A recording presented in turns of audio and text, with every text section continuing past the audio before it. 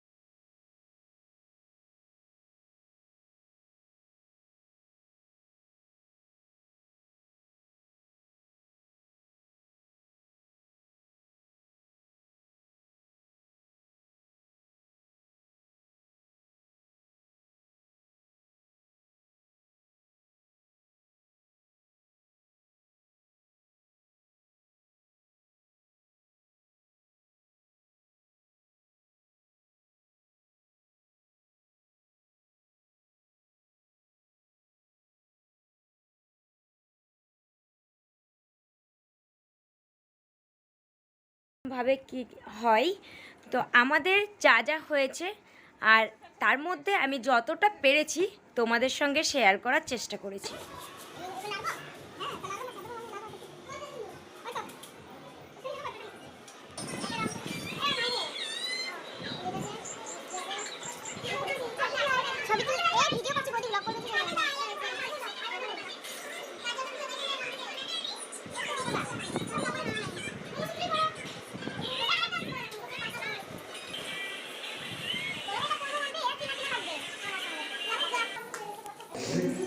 এই দেখো আমাদের চিক্কু সোনা। তো বন্ধুরা, এখানে কিন্তু গায়ে হলুদের জন্য সব কিছু রেডি করে রাখা হয়েছে, আর চিকু ওখান থেকে বাতাসা তুলে খায়।